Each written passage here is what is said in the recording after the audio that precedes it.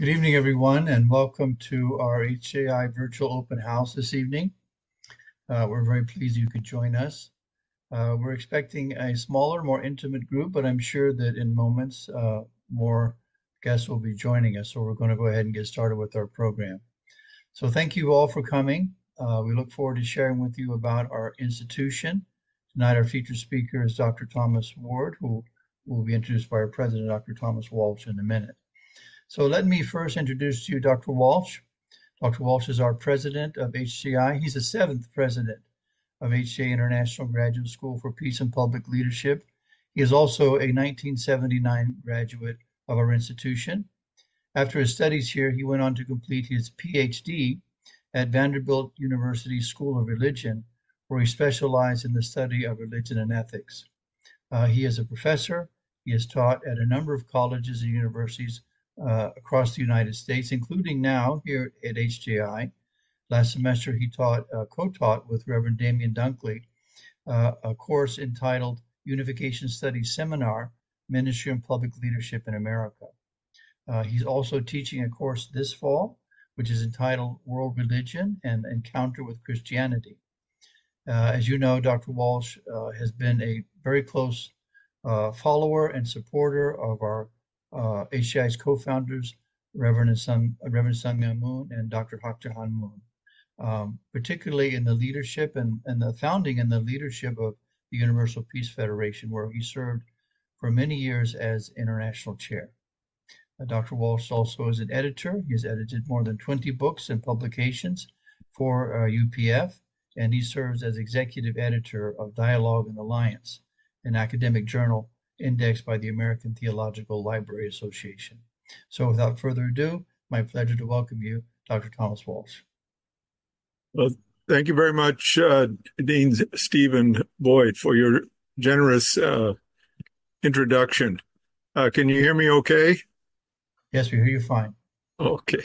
Well, it's good to be with all of you this evening. Thank you for joining this program. Before I introduce our featured speaker, Dr. Thomas Ward, I just want to say how important HJI has been to me personally. It was, as Dean Boyd said, about 46 years ago that I first came to Berrytown campus of UTS and was asked by Father to begin graduate studies. In those days, Father would, pick people out of a group and say, "I'd like you to study," and we would salute and say, "Yes, Father." But I was thrilled. Because I had no idea even that our church at that time our church had a graduate school, a graduate school seminary. And to learn that was just a thrill to me, for an opportunity to spend time studying church history and biblical studies. I had been teaching divine principle for about 3 years when I had the opportunity to go to UTS. And, I could learn a great deal from divine principle, but by studying these subjects, as I mentioned, scripture of the New Testament, the Hebrew Bible, as well as historical studies, history of Christianity, and also history of other world religions. And at that time, we were developing what came to be one of the most significant movements into religious dialogue in the world. Kind of had its birth at UTS in the late 70s, beginning with small conferences. So it was a great place of nurturing hearts and minds, and my life was impacted. Next to joining the movement, it was Berrytown, because it was even at Berrytown that I met my to-be wife, who I was matched to while I was still at the seminary, and while she was at the seminary, we were matched by Reverend Mrs. Moon at the New Yorker hotel. And then, to my surprise, because in those days the degree was not yet accredited, not yet acknowledged by the state of New York or one of the major accrediting agencies, and it took several years. So everyone that went in faith and with a deep appreciation to the faculty that, guided by Father, was put together. So it was just such a wonderful experience and set me on a course that allowed me to serve true parents and our movement in ways that I never could have otherwise been able to do. So I was not some genius or some kind of special intellectual or anything like that. I attribute it to the guidance and inspiration of God and true parents, and having that school set up that was kind of a springboard that opened up so many opportunities and doors throughout my life. But I just wanted to start out with that, of the impact of graduate education for myself. Now, I want to introduce Dr. Thomas Ward, who was my predecessor as president of HJI. And prior to that, he spent more than 20 years in higher education as a vice president, as a dean, as the chairman of a department that dealt with peace studies and international relations and political economy, and is a vast treasure of experience and wisdom and knowledge in so many fields, and especially in higher education in general, in the area of administration. So he too is an alum of then UTS. And from there, unlike me, I had a chance to study full time and had support from the seminary. Dr. Ward managed to earn his doctorate while carrying out multiple missions, some of them of critical importance to Father and Mother at that time. Many of us remember his essential work in the area of developing the Kausa worldview.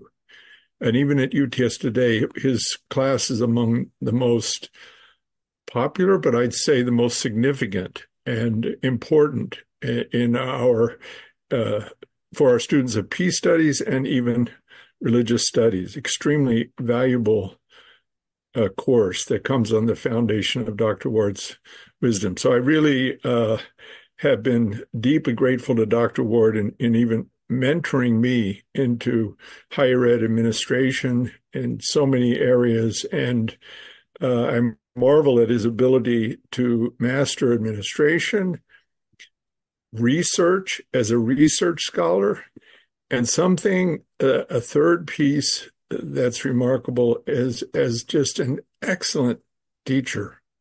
You often get very bright researchers who aren't the best teachers, or great administrators who aren't. He somehow mastered all three of those areas. So we're very, very fortunate to have Dr. Thomas Ward. So he's going to speak to us about the importance of graduate education. So Dr. Ward, I turn it over to you, sir. Thank you, Dr. Walsh. Actually, if I could, I would just like to quit now.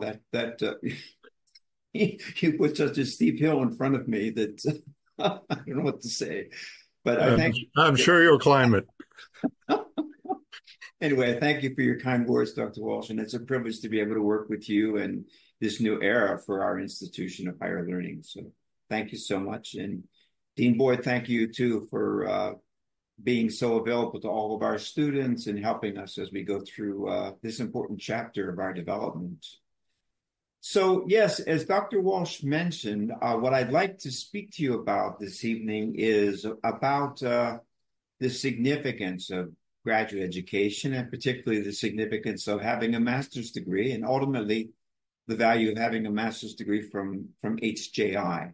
That's what I'm going to focus on this evening. So to begin, let's just say something about where did the master's degree come from? Master's degrees were a credential that began to be awarded probably around the 13th and 14th century AD, actually. And it was a credential that began to be a requirement if you wanted to be able to teach in a university. That was the beginning days of the university, if you will. In Europe, you needed to have that master's degree as a requirement. And so it was a very important credential. And I do want to say that even today, the master's degree, I think in many ways, it is like it's a rite of passage. It's something that you need to have to make the next steps in higher education. I was reflecting on there are a number of people that have gone very, very far in the area of higher education that have a master's degree. They don't have a PhD. Some of you might know Nicholas Burns, who really is probably one of Harvard's most prominent professors in the area of international relations. He's currently serving as Harvard's ambassador to China, but he has a master's degree in the field of international relations. That's his highest credential. But beyond that, there's a whole life experience there, which is an incredible experience that certainly parallels that. But the point is, I think that without that master's degree, he could not have done the things that he went on to do. In so many ways, the master's degree is a rite of passage. For example, here in New York City, if you want to do an internship at the United Nations, you have to be a student who is in a master's degree program. They don't take students who are in bachelor's degree programs. That's a requirement. So it's an important credential, if you will, going forward. If you look at bachelor's degrees, they have three components. They usually are about 120 credits. That means 40 courses in total, usually to get a bachelor's degree. And about 1/3 of those credits always are in the area of general education. That includes a whole variety of things. Like usually there's maybe a first year seminar that you do, and through that seminar you learn a little bit about how to approach your studies as an undergraduate student and what you need to do. You're usually required to do one or two advanced math courses, usually college algebra. In some institutions, you have to do calculus or things along those levels. Likewise, in order to be able to complete your general education requirement, there's usually an English writing course where you really work again on your composition capabilities. You usually do a couple of courses in the field of the humanities, maybe a course in art history, for example, maybe a course in philosophy or religion. Then in the area of social science, you might do a course in sociology and a course in political science. You might do a course in terms of natural sciences. Maybe you do a course in biology or a course in physics. Then there's a couple of electives, and usually you need to learn about critical thinking. How does one approach things in a way that's objective, and at the same time that does not simply accept things, but looks at the criterion upon which one makes judgments. You need to know about, obviously, information management nowadays, simply because of the world that we live in. And usually at the end of your general education, there is a capstone course. When universities are accredited in America, what they look at more than anything else for undergraduate schools is their general education. The general education is supposed to reflect the mission of an institution. That's how we determine or recognize whether or not the ideals of an institution are being reflected to all the students that are undergraduates there based on general education. Now, another 1/3 of your credits usually are in your major, whichever it might be, maybe whether you're majoring in physics or in political science or you're majoring in engineering. Well, engineering, I should take it back. Engineering actually requires more than 1/3 but of the credits, because it leads towards a particular skill, if you will, that you have at the end of that time.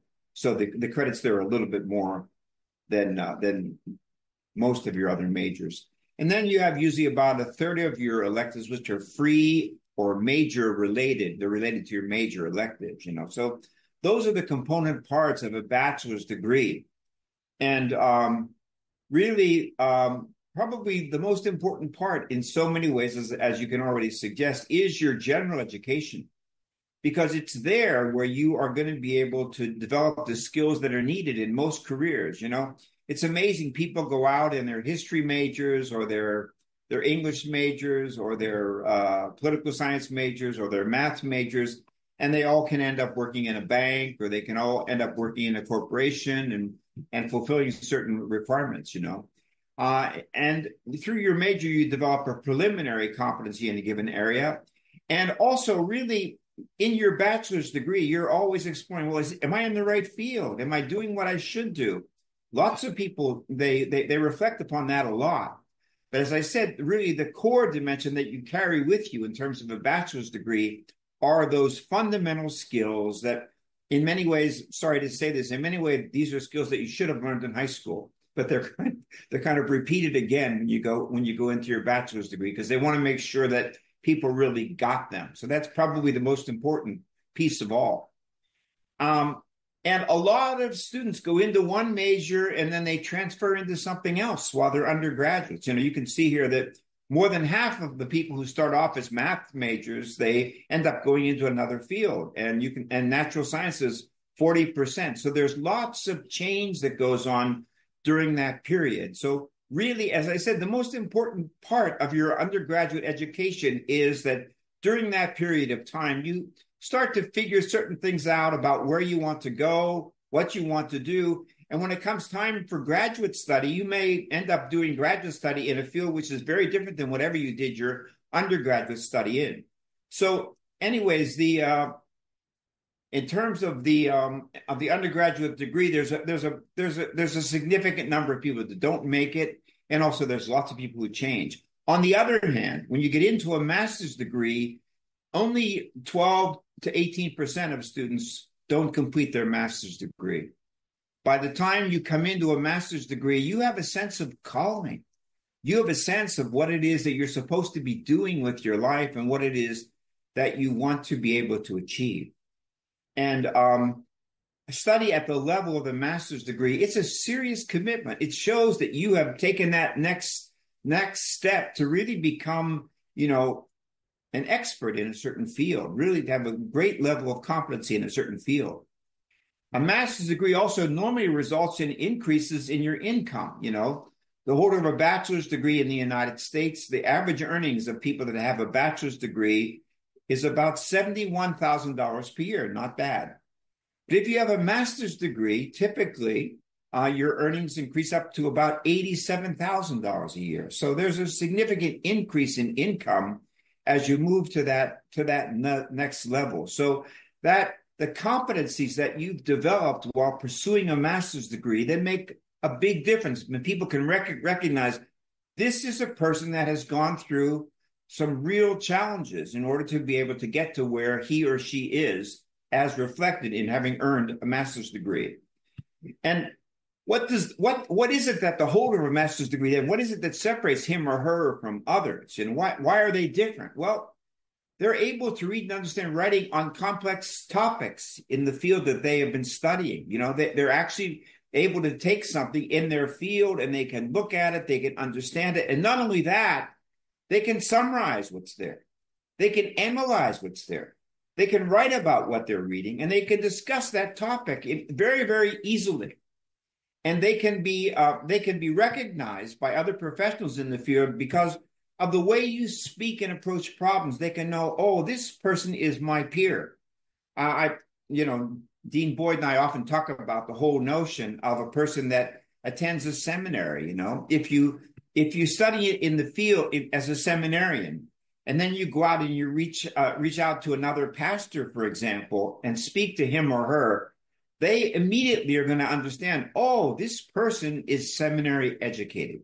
This person knows how to approach things in a way that they can use a specialized, but at the same time, a universal language that allows us to go beyond our denominational differences and be able to communicate with each other in a way that we can be able to understand, appreciate, and know each other without necessarily feeling like, oh, this person is just pressuring me with their ideas based upon their own language of their faith, or excuse the expression, the jargon that they use in this particular faith, which I may not understand, but somehow an educated person who has been trained as a seminarian, who has a degree in religious studies, for example, they know how to communicate with someone else in this field in a way that both feel comfortable. And if they want to explore more deeply the faith of an individual, they can be able to do that. But first of all, they can recognize this person understands the protocols of study in this field and of rapports within this field, how they are established, So as you may be aware, we have 3 degrees at HJI that are master level degrees. And each of these degrees, they are really, I would say, professional degrees, including our Master of Arts in Religious Studies. It's a 42 credit degree program, and we sometimes refer to it as a mini MDiv. Basically, the person that does this particular program really has all the key underpinnings to be able to go out and to work as a pastor. They've studied the Hebrew Bible. They've studied the New Testament. They understand the various ways in which this fundamental dimension of Christian scripture, how its understanding has changed over the years, how the views on the various gospels have changed over the years, how the understanding of the development of the Hebrew Bible, of the Old Testament, how that has changed over the years. And likewise, then they can be able to explore church history, and somehow it's no longer just something which is up there and that we read about in a mystified way, but we can really get down into the field, if you will, and understand the challenges that Christian leaders faced as they went along the way, the differences that they faced, the disputes that they had, the mistakes that they made. All of those things become evident as we study Christian history. And divine principle, you can develop a whole deeper appreciation of divine principle. And based upon knowing something more about the New Testament and the Old Testament, you also know how to convey more effectively the divine principle to others. Systematic theology. I was so inspired, like Dr. Walsh, when I studied at Unification Theological Seminary and to study under Dr. Young-Un Kim. She was one of the first missionaries in our church in America, actually the first missionary. And she had such a remarkable way to convey the teachings of the divine principle in the context of Christian theology, in the context of, likewise, Christian history. And anyway, in each of these fields, you can be able to really communicate effectively, and you can be recognized as a person who knows how to operate properly within this discipline. And we have a variety of concentrations, as you can see.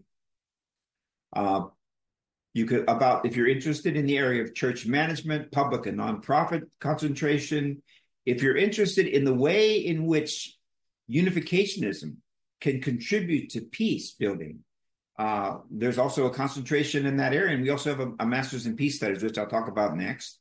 Unification studies, you can go into depth in unification studies and really be a person that can be able to approach those and benefit those in our church that really are in need of understanding how it fits into the context of the Christian theological and philosophical tradition, as well as the broader tradition of world philosophy and thought, theology, Korean language even. It's possible for you to do 4 semesters of Korean language while you are doing your Master of Arts with us. And then if you want, you can take a year and go off to Sun Moon and be able to really deepen your understanding and your ability to communicate and work within the Korean language.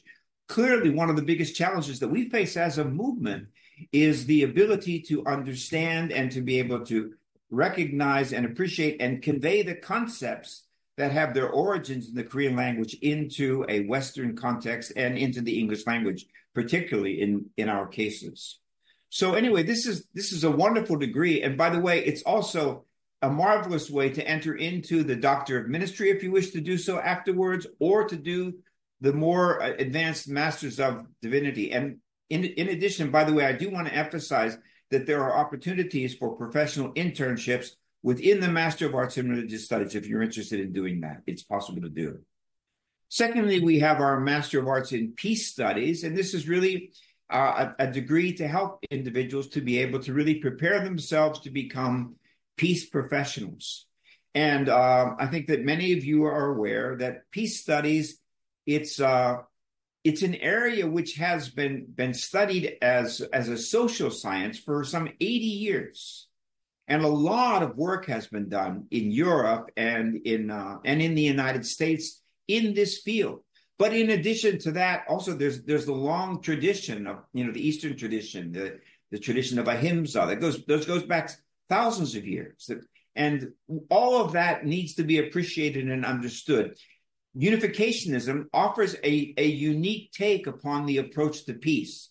And the Master of Arts in Peace Studies allows us to really enrich that and contextualize it within the discipline of peace studies as a whole. So I would just say that this is a great opportunity, and we do have a required internship in this particular field, so that at the end of your time at HJI, you do an internship. And some of our students have done internships in remarkable places. A number of them have worked in government offices.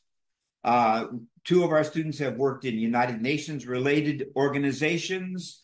Another one of our students has worked with NATO, and one of our students has worked with the Red Cross.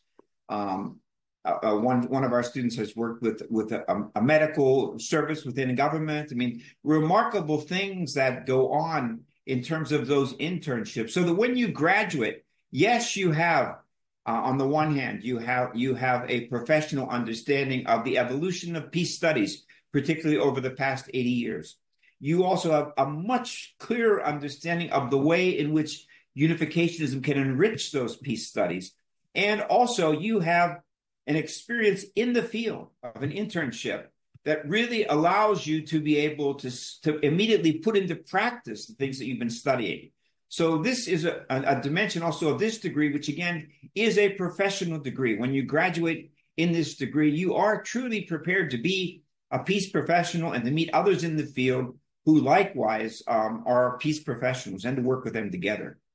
And finally, there is the Masters of Divinity, which is truly a remarkable degree. I have great respect for people that do the Masters of Divinity. As Dr. Walsh mentioned, I worked for many years as a dean. And two of my best professors that I always was comfortable using in a variety of venues, teaching in the area of education, teaching in the area of conflict analysis, were individuals who had earned a Master's of Divinity. It made them extremely well prepared. And so in addition to all of the biblical courses and the church history courses that you find within the Master of Arts in religious studies, there's a lot more here about ministry. There's also a lot more here about how to deliver a sermon, how to interface with individuals of other faiths, how to provide pastoral care and counseling to the members of one's congregation. Really, by the end of the Master of Divinity program, you are truly capable of serving your congregation, of really being a shepherd to your congregation in the way as it is needed. So this is a very special degree. And within it also, there is what's called CPE, which is a clinical practical education.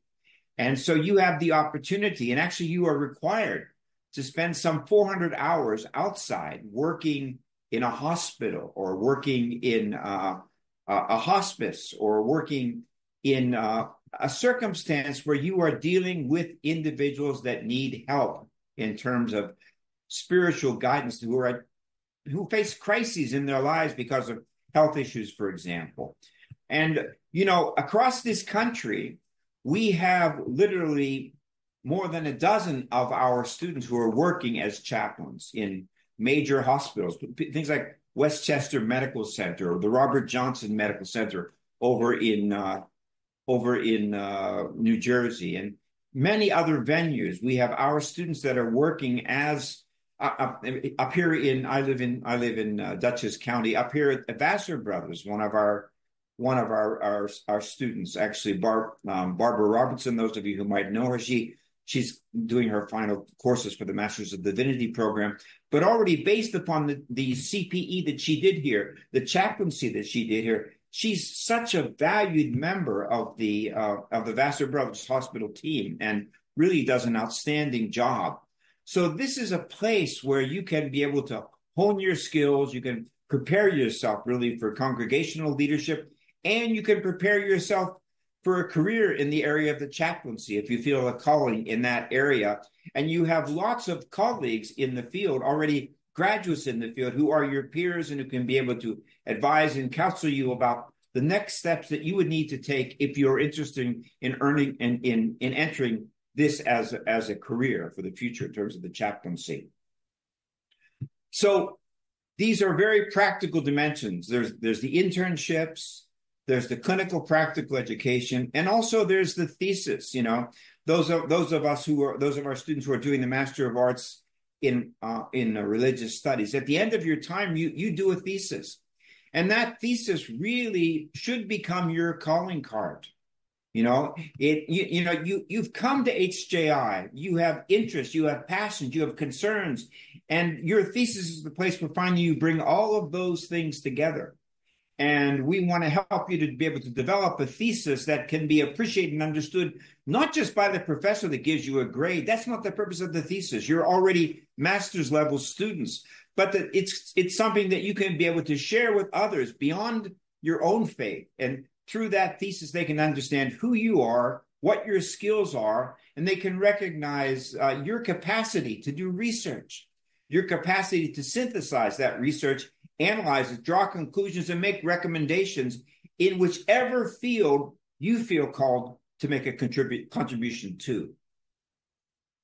So by the time you graduate with a master's degree from HJI, you will be competent in your chosen field of study. You feel, I know this field.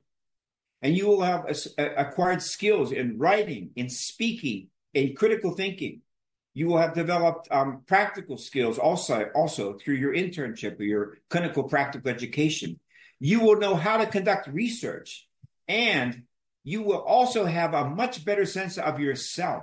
One of the great things about study is that through study, we begin to understand, well, what are my strengths? What is it that I do well? What is it that I'm called to do? You're going to discover those things. I believe, I'm confident. That's certainly what happened to me. I think Dr. Walsh would say the same for himself. When I was at HJI, I began to discover parts of myself that actually I could begin to develop and really were very, very helpful along my career. So that's one of the great things about study, getting to know yourself better. You learn all these different areas, but you also begin to understand where your passions lie and where your skills are. And believe it or not, also, I'm not saying this is for everybody, but for some individuals who feel strongly the calling and have made the achievements that are necessary, you will have at the end of this study the minimum academic credential required to teach in a community college or a 4-year college. Now, you've got to be a good student at HJI to be able to do that. But I am saying that you would have the minimum academic credential to do that. And we do have graduates, by the way, who do teach in community colleges or in 4-year colleges already. Some of you might know Reverend Galvan, for example, and he's taught for years in the Bronx Community College system. And there are others as well who've taught based upon their study at HJI. They've been able to go into higher education. And also, for those of you who are, likewise feel that calling, likewise, you have to be really a strong student, but you can be prepared once you complete your studies here to go on to do doctoral studies as well. And we're very happy to work with you to help you in your preparations to go in that direction, if indeed you have you have that inclination and you really are able to demonstrate that while you're here at HJI. So these are some of the many points I would say, I think, about why it's worthwhile to pursue a master's degree. It can make a huge difference. It can be a transformational point, and it has already made the difference in the lives of really hundreds and hundreds of graduates of HJI over the years. So I thank you very much for allowing me to share some of these thoughts with you. And I hope if you're contemplating or thinking about, well, what should my next step be, that you'll give serious consideration to the possibility of pursuing a master's degree at HJI as a way to be able to really elevate yourself to a new level. So those are my thoughts for today. Thank you very much. Well, thank you, Dr. Ward. That was an excellent presentation and very clear in understanding what HJI offers. And of course, that presentation can't cover everything, particularly the quality of the education that goes under the commitment of faculty members such as yourself and others, and the administration that feels great solidarity and connection with the students. So it's really a wonderful place to study, including having the option in virtually all of our courses to take the courses online. I think Dean Boyd will say a little bit about that, but thank you very much indeed, Dr. Ward. We'll have an opportunity a little bit later to come back, and we'll talk with the participants who've gathered in case they have some questions. But I think at this juncture, I'll shift to invite really another pillar, indeed, of HJI as our Dean of Enrollment Management and Student Life. This, in any higher education institution, is truly a pillar of the whole university or graduate school. It's really guiding, helping, working with students from their initial inquiry to the time and through graduation and even as alumni. So it takes a really special person, and we're so fortunate to have Dean Stephen Boyd, although he spent some 20, 30 years working as a pastor and a missionary in South America and in the United States. I think he was in Uruguay for about 20 years. And then he became involved in higher ed at the University of Bridgeport initially, where he was in the admissions office, and including international missions. He traveled all over the world recruiting international students, and he's in high demand by universities around America for his expertise. He's a consultant to many higher ed institutions and is a major valued figure in a number of enrollment management professional societies in the United States. So we're really fortunate to have not only Dr. Ward, but Dean Stephen Boyd bring so much value and quality to the HJI mission. So, Dean Boyd, I'd like you to share with those who gathered tonight a little bit about the process and background of admissions and getting involved in HJI. Well, thank you very much, Dr. Walsh, and thank you for your kind introduction. And also thank you, Dr. Ward, for an excellent presentation. I think I need another master's degree. Thank you so much. Yeah, and thank you to all of you who've gathered tonight. We're a smaller, more intimate group, but really, I feel always that this kind of a gathering, those that are here are especially motivated and maybe feel especially called in their heart by our Heavenly Parent God to be here. Sometimes higher ed is answering the calling. And so I know that's the way it's been in my life. And Dr. Walsh, I'm sure you're already aware, but we have folks on the call tonight who are from Turkey, from Nepal, from the UK, from Cambodia, and different parts of the United States. So thank you so much for making the effort to join us and be with us. It's really a pleasure to welcome you in this intimate setting. So I'm going to share my screen and talk just briefly about some of the aspects available here on the master's level and the learning experience at HJI. So just a little bit about my background in terms of coming here. I came to work here at HJI about 4 years ago in the admissions area and the area of enrollment management. And as I mentioned, I already when I came here, I already had my master's degree completed. I did that as a part of my advancement in my professional career. It was absolutely needed, and I think everyone on the call realizes how important it is for your career, either in ministry or your professional life, to have an advanced education. It's basically an absolute necessity if you're going to advance within the same career path and get a promotion or a pay raise, or to shift your job to another place. Without those credentials, you simply don't stand out from those around you, or you don't have the minimum qualification in the eyes of your potential employer uh, to be worthy of consideration. So I did not think about coming to HJI to be a student, but in the end, that's what happened to me. And honestly, I'm so grateful that I took the plunge to go back into the classroom after many years. So what I'm going to talk about now is what I think you will find. It was my experience, what I think you will find through your studies here at HJI. The first thing, that I think that you will discover when if you become a student here at HJI, or if you further your degrees having already studied here, is an extremely engaging classroom. Dr. Walsh mentioned that we have the facility, actually the expertise of delivering our degree programs online. And as Dr. Walsh explained, I've worked in and around higher ed for over 20 years at a number of institutions, at various institutions, either where I worked or with whom I associate. And truthfully, I can say from my sincere heart that HJI is an expert in the delivery of online content. In a virtual environment, from those of you that are joining us now, you know that you have an experience of being truly engaged in the classroom by the content, by the members of the class, and particularly the faculty members that are leading the discussions and sharing their knowledge.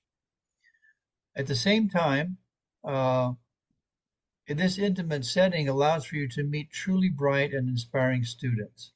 And for those of us who are unificationists, I think that's something that's really important. Our faculty is highly qualified. They're experts in their field.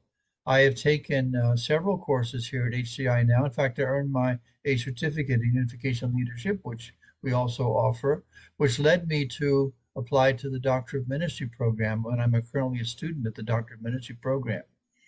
And one of the things that led me to do this was the fact that I'm able to engage in the classroom with both first and second generation unificationists in an atmosphere of respect, centered around the purpose and topic of higher learning, led by highly qualified faculty. I mean, Dr. Walsh talked about Dr. Ward as a perfect example of someone who is an expert communicator, highly versed in his field of knowledge, and capable of transmitting that knowledge so effectively that we can be armed with the same kind of content when we leave his classroom, and in a similar way communicate that very important principles that we learned in Dr. Ward's classes to those around us and in our mission fields or our professional careers.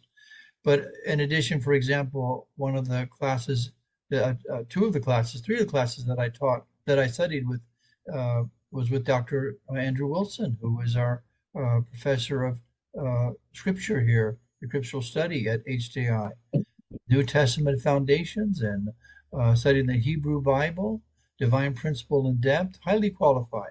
I've taken church history courses with Dr. Michael Mickler, who is our church historian, our official church historian here in the U.S. Highly qualified, extremely competent, and extremely engaged with their students. So in this light, it's been a wonderful experience for me to reacquaint myself with some first generation members that I know, but also to come into contact with second generation unificationists. Bright and inspiring, creative, energetic. Really, it gave me lots of hope for the next generation. But at the same time, in our classroom, you're able to meet and speak to and engage with members of various faith traditions, people from different Christian backgrounds, or from other faith traditions, such as students of the Islamic faith, or the Hindu faith, or the Jewish faith. um, we kind of put ourselves forward as a goal for ourselves that we will prepare leaders to engage in ecumenical work and interreligious dialogue. And this is a place where you can begin to get experience for that in an atmosphere of respect, of consideration, and to learn from one another. Well, not just to learn from others, but to give the very best of yourself to those that are in the classroom. So this is a very engaging experience. So if you are interested in studying, if anything that Dr. Ward or Dr. Walsh has said tonight has sparked something, you're welcome to apply. I put in the chat box links that can show you content about our degree programs. My name and contact information is there. You're welcome to write me anytime. And I've also put the link to the online application, which is is quite straightforward in terms of how to fill it out. In terms of admission requirements, we have an online application. You do, in order to be able to study at HJI in one of our master's program, we ask that you have a bachelor's degree in any field. There's no particular field of study that is a prerequisite to enter into either of our master's degree or one of the 3 master's degree programs. We will need to receive from you your university transcripts as testimony to what the studies that you completed and your graduation certificate. That's either in the United States or abroad. We do accept foreign credentials, and we are highly proficient in evaluating their equivalency to a U.S. undergraduate degree program. You do need to provide 2 letters of recommendation. This can be from your pastor or from someone who's your supervisor at work or some elder who's mentored you. 2 letters of recommendation. All you have to do is enter the contact information in the online application, and our system, our automated system, automatically reaches out to them for a response. And if you are, if English is not your native language, or you did not complete your undergraduate studies in a school where English was the language of instruction, you will need to provide through standardized testing, which we can speak about in a moment if you're interested, to demonstrate your English language ability. Remember, this is a graduate school. It's a very high quality degree, educational experience that you're going through. You need to be articulate in the English language in order to understand the content, in order to respond to the professors and engage with your fellow students. So we can talk more about that if you reach out to me. This is my contact information. You're welcome to write me or call me at any time. I'm on WhatsApp, so you can reach me through WhatsApp. And then this is the link which I already dropped into the chat box for the link to begin your online application. If you do so as a thank you for joining us tonight, we'll be very happy to waive the normally $30 application fee in gratitude for the fact that you're interested in studying with us tonight. So I look forward to communicating with you. And Dr. Walsh, I'll turn it back to you. Thank you, Dean Boyd. Excellent overview of the process and the value. A good complement to Dr. Ward's presentation. And I'm glad we've got about 10 participants with us along here with Dr. Ward and Dean Boyd. So we're going to open it up. If there's any question about HJI, we welcome you to just indicate. You can raise your hand or just unmute yourself and speak up. I do see that Honorable Eknos here, Dekal, are you listening in? Honorable Eknoth, I'm just wondering if you might care to add a word. You are a recent graduate in the Peace Studies program. So if you want to just say a quick word to these others who are gathered here this evening about the value of your education. Thank you, Dr. Wall. Yeah, I'm now traveling in Southeast Asia, and I'm also very keen to really to know more about the value of degree from HJI, and today's presentation from both presentation from Dean Boyd and before that from Dr. Ward is really valuable. And thank you so much for that, and even your presentation. I was in Korea just last week, and I was asked to give presentation to the second generation leadership of Asia Pacific, about 200 young leaders from entire Asia Pacific region, like 20 to 25 nations. Uh, and then, so one of the project I introduced HJI as a graduate. Wonderful. I'm proud and honored. And then I could see that the many students, they really have great interest. I saw some picture, our graduation program.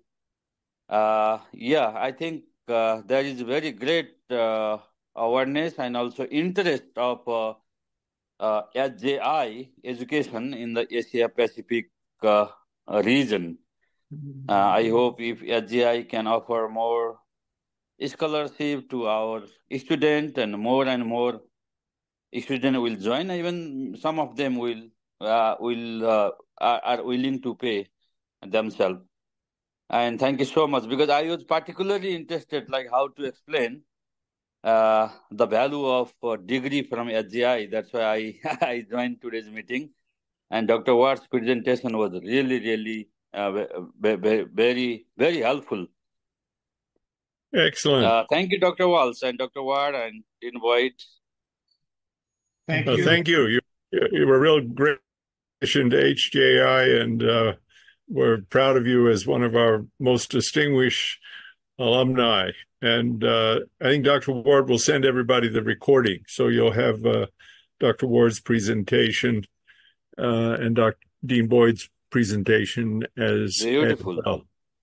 And of course, we'll be following up with you as we look toward enrolling students from Asia Pacific for the fall semester, which begins August 26th. Yes. Thank you, Honorable Eknath. Thank you, Honorable Eknath. Yeah. Now we say Honorable Eknath because he's a member of Parliament in the Parliament of Nepal. Okay, any other comment anyone wants to make? Question? Well, Dr. Ward? Yeah, if I could just say, I'd like to reiterate the point that you made, Dr. Walsh. One of the very nice things about studying at HJI is that we do have this online component. It's actually possible to earn either the Master of Arts in Peace Studies or the Master of Arts in Religious Studies completely online. And so that makes it very convenient for people to be able to do it. And as Dean Boyd said, we are so fortunate that we have a faculty that is so easily able to work with the online materials that are available to us. It helps things an awful lot. And that includes Dr. Walsh, by the way. Dr. Walsh also does a number of his classes also completely online. And it's a great opportunity for people to be able to take his classes and have a chance to experience his incredible leadership and background. I mean, this is a person who worked directly with True Father and True Mother for decades under incredible circumstances. And it's really a blessing that we can be able to have that opportunity to work and to study with him, no matter where you are in the world, because of the online component that is central to our education. It's available to you. You're muted, Dr. Walsh, somehow. So. Just to add a word to that, thank you for that comment. Just thinking about True Mother, really it has been her direct intervention and guidance and interest in and support for HJI that has kind of launched us into really a new, innovative and exciting era it's kind of symbolized by the name change, moving from the seminary stage to the graduate school. But it really creates a kind of a broadened vision for the school and where we want to go in the future. You might see an analogy to the way in which Mother has encouraged us to think of our church in broader terms as a holy community that kind of is includes the whole world, and it's in many ways an ecumenical interfaith community that is aligned with true parents. So it's a truly great vision, and I think the more we can learn and develop the skills that Dr. Ward was talking about, which will truly come to you as you go through these courses, you'll find yourself a much greater ambassador, spokesperson for that vision wherever you,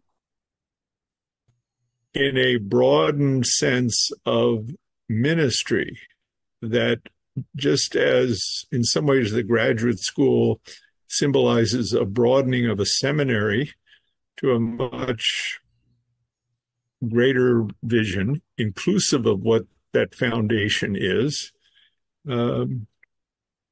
you also will kind of inherit that vision, and you can feel I have a ministry in many different areas. You're a public school teacher, or you run your own business. You're working in the nonprofit area. Our movement, as you know, and True Parents, they explored all of these areas as ways to reach all of humanity and to restore all of humanity. So we all have special gifts, and our vocations are different, but this will provide a tremendous foundation. I would say even Dr. Ward, Dean Boyd, at any age. So if you're fresh out of college, or you're fresh out of having spent the last 40 years in a particular area of work, some of our most dynamic and excited students are in their 50s, 60s, even 70s, because they didn't have the chance to dig into this content, and they're in love with it. And it's made a huge difference in their lives. Mm-hmm. So I strongly encourage you to give it a try. Dr. Walsh, I think we have a question from Donna Avey. She's raised her hand. Oh, okay, good. Hi. Hi, Donna. I desired to go to HJI before when it was UTS, and I still want to, but I'm later in my years, for those of you who do not know me. And so some of my questions, I'm sure Dr. Boyd can answer, but I've been working with a project. I live in Alaska, and we've been collecting information from people who've been working in particularly Ocean Providence and things like that, Ocean Church. In choosing a degree plan for my master's, and if I were to go toward a PhD, God giving me the time to do this in this life, I'm hoping to do something practical with the information we can collect from people who the Reverend and Mrs. Moon, True Parents, came to Alaska 64 or 68 times, depending on which timeline you're looking at, and we have other sources of information too. I'm wondering how to make a degree plan for myself that helps me get the tools I need to be that kind of archivist or historian to achieve this. And if that fits with anything that you're doing, because I feel like it's the living scripture. And it's also something that I feel has a great meaning to bring forward interest for my great grandchildren, my children. So I don't know if I've articulated that well enough, but I think Yeah, very well. drift. Yeah, Dr. Ward might give a response. Yeah, I'd be happy to. Anyway, it's good to see you, Donna. And thank you so much for being interested in HJI. And I think the vision that you talk about makes a lot of sense. And one of the great things about HJI is that we do have Dr. Mickler there. And Dr. Mickler is the church historian. He has been in that role. And he's involved very much in archiving, in recording, in reflecting on all of True Parents' work.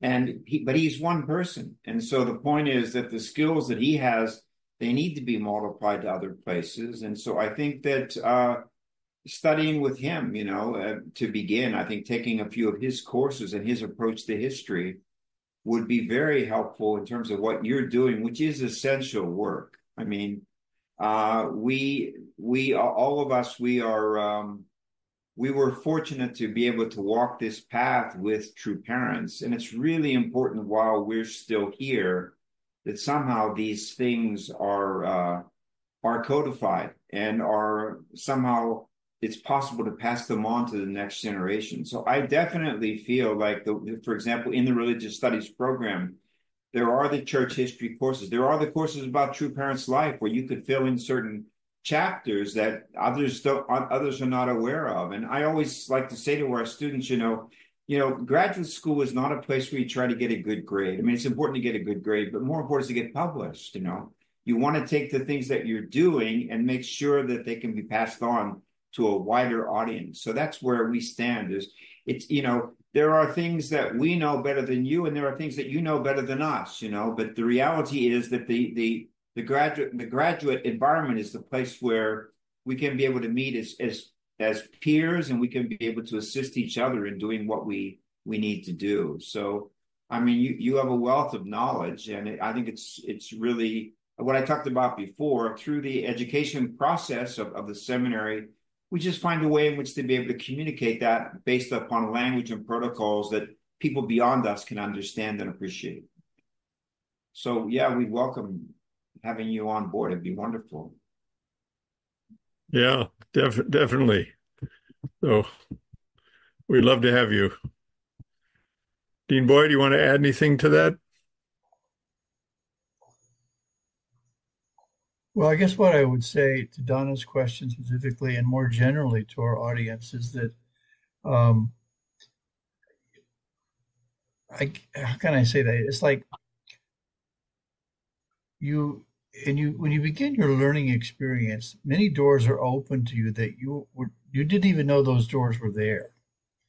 And so you discover things that surprise you, which are actually of use. I mean, particularly for this group of people who are so focused upon service, upon trying to make an impact in society, the things that you learn, even about history, can directly affect the work that you do on a daily basis. And this is one of the things that's so inspiring. As you learn these things, you suddenly are awakened to things that you wish you had known before, you know now, and now you can begin to be more effective in the work that you do, whatever that ministry is. Dr. Walsh and Dr. Ward talked about a variety of ministries. One of the things I learned here at the graduate school is that there are many kinds of ministries. There's not a ministry does only mean standing at the pulpit, planting a church and developing your congregation by witnessing. You can have an education ministry. You can have a music ministry. You can have a service ministry of some kind to impact the community. There's many different areas. You can work in the nonprofit world. That's also can be considered a ministry. So as you do that, as you study here, Donna, you're probably God will speak to you and help you to see and gain more insight into ways that you didn't occur to you before. I know that as a result of even the limited coursework that I've done here at HJI, I feel strengthened. I feel empowered in a way that I did not expect. Because for me, studying here at HJI is a part of my life of faith. It's not just to get a degree and have a title alone. It's not just to gain more knowledge in that process. It's to become fuller and wholer. Of course, to become a better person, but to become a more effective instrument through which God can work. And so I would invite you just to try, Donna, take a class and see what it's like. Probably it's better to take, small steps in the beginning, and we can help you with that. So, and for everybody else that's on the call, same thing, same thing. Dr. Walsh has often said in this kind of a setting that you may think that you're not qualified or you're not ready. Actually, it's not we who decide who's qualified. God calls us to a task, and we put ourselves in the position to be used, in this case, to learn, so that He can use us in a fuller sense. So that's my sermon, Dr. Walsh. Wow. Well, you had me going there. I mean, you had me with you, so it must be a pretty good sermon. I started to put some money in the collection box. Anyway, I think that in many ways was a good wrap up. If there are no further questions at this time, I thank Dr. Thomas Ward for a brilliant presentation, and also for you, Dean Boyd. Any final word either of you want to say before we close out, please take a moment to do so. Dr. Ward? Well, I just would agree with Dean Boyd's sermon. I think he kind of presented it well. And it's good to start, by putting your foot in the water and proceeding from there. Hallelujah. Yeah. All right. And I guess, Dr. Walsh, I would just add one word. All are welcome here.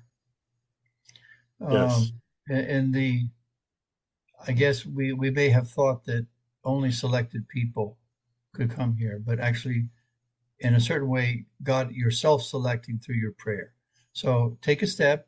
You may turn out that it isn't the right path for you. That's fine too. You won't lose anything. You only gain something. So take the step. Please reach out to any of us three here, and we'll be happy to help you. Amen. Yeah, true. Well, thank you, everyone, for joining this evening, and Dean Boyd will follow up. Thank you, Natalia, for the heart. You touch us, and let's stay in touch. And please come to HJI. Thank you. God bless you all.